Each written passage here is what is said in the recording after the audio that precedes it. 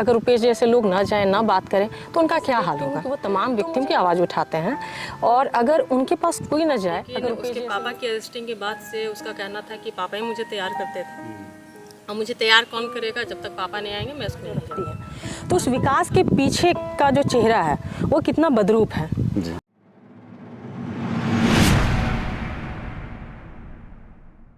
नमस्कार, मैं अजय प्रकाश। इस वक्त मैं झारखंड के रामगढ़ में हूँ और हमारे साथ इफ्सा सताक्षी बैठी हैं। यह रुपेश कुमार सिंह की पत्नी हैं। इनके पति इन दिनों जेल में बंद हैं। आरोप है कि उन्होंने माओवादियों की मदद की और उस आरोप में वह पहले भी जेल जा चुके हैं, दोबारा जेल गए हैं। हम इफ्सा से जानेंगे कि इन दिनों उनकी ज़िंदगी कैसी गुजर रही है, क्या कानूनी मदद मिल रही है और क्या स्थिति है। यह जानना इसलिए भी ज़रूरी है क्योंकि रुपेश लगातार झारखंड के खनिज संपदाओं पर लूट के खिलाफ पत्रकारिता कर रहे थे। हालांकि उन पर आरोप माओवादी होने का है। आपके पति कहते हैं कि हम स्वतंत्र पत्रकार हैं, लेकिन पुलिस उनको उठा ले जाती है माओवादी मददगार के रूप में। ये कैसे है? देखिए, झारखंड उन राज्यों में से एक है जहां खनिज संपदा जो है बहुतायत मात्रा में है। खनिज संपदा बहुत बहुतायत मात्रा में है तो जाहिर सी बात है इसकी लूट भी बहुत उसी मात्रा में होगी। लूट बहुत मात्रा में होगी तो वहाँ के लोगों का दमन चलेगा, और दमन चलेगा तो लोग जहाँ लोगों का दमन चल रहा है तो उनकी आवाज़ जो भी उठाएंगे, जो भी उनकी आवाज़ को ऊपर तक ले जाएंगे कि इन पे दमन चल रहा है, इन पे किस तरीके से शासन प्रशासन जो है वो दमन कर रही है, कैसे परेशान कर रही है। और रुपेश की जिन्होंने भी रिपोर्टिंग पढ़ी होगी वो बखूबी जानते हैं कि उन्होंने हमेशा ग्राउंड रिपोर्टिंग की है। वो शहरों में नहीं, वो गांव में, मतलब सुदूर गांव में जाकर, खास करके आदिवासी गांव में जाकर जो है उन्होंने रिपोर्टिंग की है। उन्होंने बताया है कि यहाँ वो जो एक विकास का जो एक आईना जो हमारी सरकार जो रखती है, तो उस विकास के पीछे का जो चेहरा है वो कितना बदरूप है, वो रुपेश ने हमेशा से लोगों के सामने रखने की कोशिश करी है। यही कारण है कि उन्हें जो है माओवादी के नाम पर टारगेट करना बहुत आसान रहता है और सरकार दोबारा ऐसा कर चुकी है। पहले जब जेल में गए वो शेर घाटी संभवतः बिहार का कोई सीमा है, वहाँ से उन्हें जेल में डाला गया। 6 महीने रहे वो जेल में। उस दौरान क्या आरोप साबित हुए उन पर और अब क्या चल रहा है? नहीं, जब वो 2019 में जब 4 जून को उन्हें गायब किया गया, फिर 6 जून को उनकी गिरफ्तारी दिखा गई। उस समय भी उन पे माओवादी के सहयोगी होने का ही आरोप लगा था, लेकिन पुलिस कुछ साबित नहीं कर पाई थी। और 6 महीने के बाद चूँकि उन पे यूएपीए की धारा लगाई गई थी और यूपीए में अधिकतम जो समय सीमा जो होती है चार्जशीट दाखिल करने की वो 6 महीने की थी उस समय, तो 6 महीने तक पुलिस ने कोई भी चार्जशीट दाखिल नहीं किया और उन्हें जो है डिफ़ॉल्ट बेल पे रिहा किया गया। 6 महीने तक पुलिस नहीं कुछ कर पाई? नहीं, कुछ भी अभी नहीं। क्या स्थिति है उस केस में, पिछले वाले में? आगे की तो बाद में नहीं, अभी जहाँ तक मुझे जानकारी है कि अभी भी स्थिति जस की तस बनी हुई है। मतलब 3.5-4 साल हो गए, अब तक उस मामले में कोई चार्जशीट दाखिल नहीं, कोई आरोप पत्र दाखिल नहीं, कुछ नहीं, अभी तक तो नहीं है, मेरी जानकारी में अभी तक नहीं है। तो मतलब आप पत्नी हैं उनकी, पिछले मुकदमे में ये स्थिति है, 3.5 साल बाद अब नया मुकदमा है, तो ये सब झेलते हुए आप न्याय को जो देख रही हैं और पुलिसिया सिस्टम को जो देख रही हैं, उसका अनुभव क्या है आपका? देखिए, जो पुलिसिया सिस्टम है तो वो तो जो सिस्टम है वो हम सब उससे बखूबी वाकिफ़ हैं कि क्या सिस्टम चलता है, कैसे सिस्टम चलता है। जहाँ तक एक पत्नी होने का जो सवाल है, तो एक पत्नी होने के नाते, और मैं बता दूं कि मेरा बेटा अभी सिर्फ 5 साल का है। रुपेश की गिरफ्तारी के बाद उसने 5 साल कंप्लीट किए, तो 5 साल के बच्चे की जो मनोस्थिति होती है वो बहुत ही मतलब बहुत ही नाजुक होती है। वो कई बार सवाल करता है, पापा कब आएंगे वापस घर, पापा को जेल से निकाल के लाओ। तो इस तरह की बातें हैं, तो उसे भी मुझे संभालना पड़ रहा है। प्लस अभी जो पूरा जो घर है, मैं पहले से ही मैं एक वर्किंग वूमेन ही रही हूँ, मैं ट्यूशन पढ़ाती हूँ, मैं स्कूल में भी, मैं स्कूल में रही थी जिस समय गिरफ्तारी, उस समय मैं स्कूल में पढ़ा रही थी। लेकिन अभी अनुसंधान के नाम पे हमें अभी तक कुल मिलाकर मेरे पूरे परिवार को, मुझे मेरे समेत पूरे परिवार के जितने सदस्यों को मिला है, अब तक 11 नोटिस दिए जा चुके हैं। 11 नोटिस मतलब थाने में आकर नहीं, बयान दो? 11 सारा थाने में आकर बयान देने का नहीं है, अलग अलग चीज़ों को बताने का है या वहाँ प्रेजेंट होने का है, ये सभी मिलाकर कुल 11 नोटिस आ चुके हैं। तो इस तरह के, एक तो रुपेश जो जेल में है, तो आप समझ सकते हैं कि जेल में है तो बहुत सारे जो मतलब मेंटली स्थिति, मेरी मानसिक स्थिति क्या रही है, जबकि एक छोटा सा बच्चा है मेरे पास। तो अभी आप स्कूल में पढ़ा रही हैं? नहीं, मैं इतने ज़्यादा डिस्टर्ब हो रही हूँ हर दिन। पिछले 4 महीने से मैं इतनी ज़्यादा डिस्टर्ब हो रही कि मैं स्कूल में कंसंट्रेट नहीं हो पा रही थी। ऐसा नहीं है कि लोग इस खबर से मुझे निकाल दिए, ऐसा कुछ नहीं है, लेकिन मैं खुद ही उसमें अच्छा फील नहीं कर पा रही थी, मैं एडजस्ट नहीं कर पा रही थी, तो मैंने अभी लीव ले लिया मानसिक तनाव के कारण। हाँ, जबकि मेरा एक बहुत अच्छा मतलब फीडबैक देखिएगा तो काफ़ी अच्छा रहा है, लेकिन इन दिनों मैं बहुत परेशान हूँ और मानसिक स्थिति ऐसी हो गई है कि मैं कंसंट्रेट नहीं कर पा रही थी, तो मैंने खुद ही उससे थोड़ी दूरी बना ली। अभी मैं खुद अभी लीव ले लिया है मैंने। पुलिस जैसे जब जांच कर रही है तो जांच की जो प्रक्रिया है, अगर 11 नोटिस है तो आपके रिश्तेदारों नातेदारों को भेजा जा रहा है, तो एक तो माओवादी प्रचार अखबारों में जैसे छपता है कि भाई पकड़ लिया गया दुर्दांत अपराधी, इस तरह का पता नहीं यहाँ क्या छपा, लेकिन उसके बाद पूरे पारिवारिक ताने बाने की क्या स्थिति है? देखिए, चूँकि जो परिवार है तो परिवार के बहुत सारे लोगों को भी नोटिस दिया गया है, लेकिन परिवार भी हमारे साथ खड़े हैं, अब तक तो खड़े ही हैं, और जिनको भी बुलाया जा रहा है वो आ रहे हैं। काफ़ी परेशानी झेल के लोग बहुत दूर दूर से आ रहे हैं, और परेशानी झेलते हुए भी लोग हमारा साथ दे रहे हैं।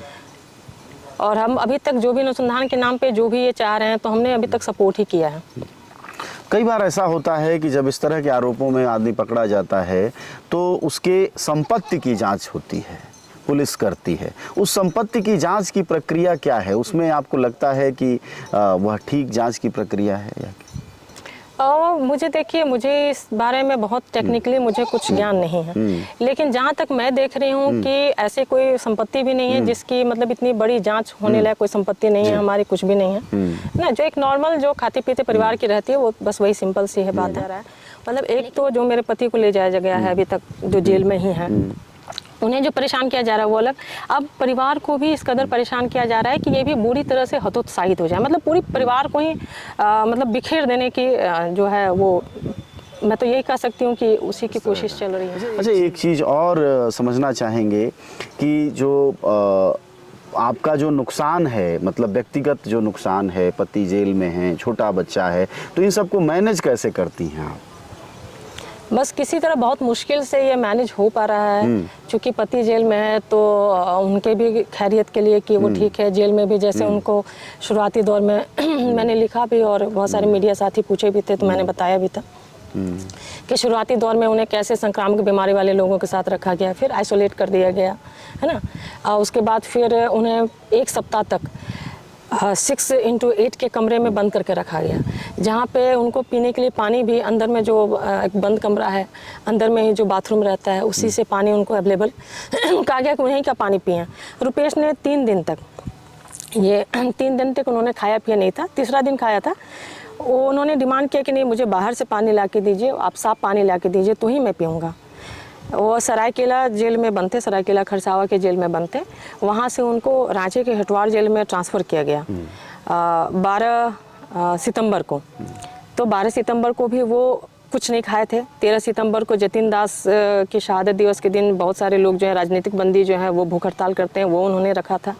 14 को इस मांग के साथ कि मुझे सही से खाना पीना दिया जाए, और मुझे मतलब इस कमरे में, मतलब एक कमरे में ही बंद कर दिया गया, तो उन्हें 2 मिनट के लिए भी बाहर नहीं निकलने दिया गया। 6x8 का कमरा, हाँ, उसी में लेटरिन करना है, हाँ, और उसी में उसी का पानी पीना है, हाँ, शौचालय का ही। हाँ, तो उन्होंने इस बात से मतलब मनाही कर दी कि नहीं, मैं ये पानी नहीं पीऊँगा, अगर आप बाहर से साफ पानी ला के नहीं दे तो मैं पीऊँगा ही नहीं। तो पानी उन्हें ला के दिया गया, लेकिन उन्हें 1 सप्ताह कंप्लीट 1 सप्ताह उन्हें उसी कमरे में बंद रखा गया, जिसके कारण उनके पैरों में नस का ऐसे भी थोड़ा प्रॉब्लम है, नस में खिंचाव की समस्या और बढ़ गई।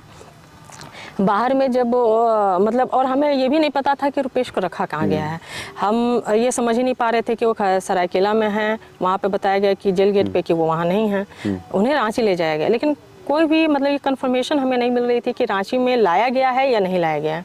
मैं मिलने भी गई 17 को, तो मुझे मना कर दिया गया कि नहीं, अभी तो टाइम नहीं हुआ है, आप बाद में आइएगा। अभी तो पता है कि कहाँ हाँ है? अभी है, और 15 दिन पे एक बार मैं मिलने भी जाती हूँ। जाते हैं। हाँ। अच्छा, अभी एक स्थिति ठीक है। जी, एक चीज़ बताइए इप्सा कि आपके पति को ही टारगेट क्यों किया गया झारखंड में? 2-2 बार किया गया। आपका कहना है कि उनका माओवादी कोई लिंक नहीं है, तो फिर 2-2 बार टारगेट की क्या वजह हो सकती है? और टारगेट की वजह तो मैंने आपको बता ही दी अभी, कि ये जो लूट चल रही है, ये जो जर्नलिज्म करते हैं। हाँ जर्नलिज्म ही इनके, इसके पीछे बस इनकी जो पत्रकारिता है, ग्रास रूट की जो पत्रकारिता है, जो जगहों पे जाके, जैसे आप देखेंगे कि अरेस्टिंग के जस्ट एक दिन पहले की जो इनकी रिपोर्टिंग थी, और जिसके लिए ये थोड़ा सा मतलब प्रयास में भी थे कि गिरिडीह में जो कारखाने हैं, उनसे जो पॉल्यूशन हो रहा है, उस पॉल्यूशन का लोगों के जीवन पे क्या असर पड़ रहा है, वहाँ जो उससे जो पॉल्यूशन से जो पीड़ित जो लोग हैं वो कैसे रह रहे हैं। उसमें एक बच्ची थी, 10-11 साल की बच्ची होगी, उसका चेहरा बहुत ही विभत्स तरीके से मतलब फैल गया था, उसके चेहरे पे ट्यूमर हो गया था पॉल्यूशन के कारण ही 6 महीने में। तो इस पे वो रिपोर्टिंग कर रहे थे, और चूंकि एक वो थोड़ा सा मैं कह सकती हूँ, जितना मैं एक पत्नी होने के नाते जानती हूँ, थोड़ी ज़्यादा मतलब संवेदनशील वो जो हैं व्यक्ति हैं। तो इस तरह की रिपोर्टिंग उन्होंने करी थी, और रिपोर्टिंग के बाद रिम्स के डॉक्टर थे और भी मेडिका के एक डॉक्टर थे, तो इन लोगों से बातचीत भी हो रही थी। रात को भी उन्होंने डॉक्टर से भी बातचीत करी थी कि क्या कैसे करना है, ये सब बातचीत हो रही थी। वो लगातार ट्वीट कर रहे थे, आप उनके ट्विटर हैंडल पे देख भी सकते हैं। आप बार बार कह रही हैं कि आपके पति पत्रकार हैं, सरकार कहती है माओवादी हैं।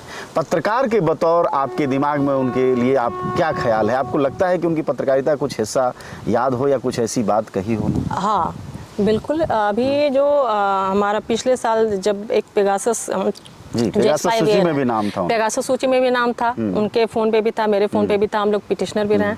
उस दौरान जो है उन्होंने, रुपेश ने एक बात कही थी कि पत्रकारिता फूलों की सेज नहीं है, और अभी वो साबित हो रहा है कि बिल्कुल पत्रकारिता फूलों की सेज नहीं है, अगर आप ज़मीनी पत्रकारिता करते हैं तो। ये एक बड़ा मैसेज आप मानती हैं? है बिल्कुल। आप कह रही थी कि आपका छोटा बच्चा है, क्या वो स्कूल जाता है या नहीं? इस बार ही हमने एडमिशन करवाया था, जहाँ मैं पढ़ाती वहीं पर वो भी पढ़ रहा था, लेकिन उसके पापा की अरेस्टिंग के बाद से उसका कहना था कि पापा ही मुझे तैयार करते थे, और मुझे तैयार कौन करेगा, जब तक पापा नहीं आएंगे मैं स्कूल नहीं जाऊँगा। और हम लोगों ने काफ़ी मतलब फोर्स भी किया जाने के लिए, लेकिन 2-4 दिन के बाद उसने बंद कर दिया। तो अब हम भी छोड़ चुके हैं, वो घर में ही है। इतनी सारी जो परेशानियां हैं, इतनी मुश्किलें आपके साथ हैं, तो क्या आपको लगता है कि आपके पति को ये काम करना ही नहीं चाहिए था? मतलब ऐसी पत्रकारिता की जोखिम ही क्यों लेनी थी? कोई सेल्समैन हो जाते, कुछ और कर लेते या कुछ और कर लेते? देखिए, एक पत्नी होने के नाते जितनी मैं परेशानी झेल रही हूँ, तो कि हो सकता है कुछ देर के लिए मेरे दिमाग में ये बात आ जाती है कि हाँ, कि क्यों लेना इस तरह का जोखिम, नहीं लेना, आराम से हम लोग भी, चूंकि वो भी पढ़े लिखे हैं, मैं भी पढ़ी लिखी हूँ, है ना, तो मजे से ज़िंदगी कट सकती है। लेकिन आप अगर एक इंसान होने के नाते अगर आप सोचेंगे थोड़ा कि जिन लोगों पर, जैसे अभी मैं ही खुद विक्टिम हूँ, तो अभी मेरे लिए जो आवाज़ उठा रहे हैं, अगर आप भी मेरे से बात करने आए हैं, तो मैं आपके प्रति भी बहुत थैंकफुल हूँ। तो लगता है कि अगर मैं विक्टिम हूँ, अगर मैं उस नज़र से देखती हूँ कि वो तमाम विक्टिम की आवाज़ उठाते हैं, और अगर उनके पास कोई न जाए, अगर रुपेश जैसे लोग ना जाएं, ना बात करें, तो उनका क्या हाल होगा। तो मुझे लगता है कि यहाँ मुझे स्वार्थ से परे होकर भी मैं थोड़ा सा लगता है कि नहीं, वैसे लोग अगर एक हैं तो उन्हें टारगेट करना भी आसान होता है, अगर एक से ज़्यादा लोग करें तो लोग किनको किनको टारगेट करेंगे।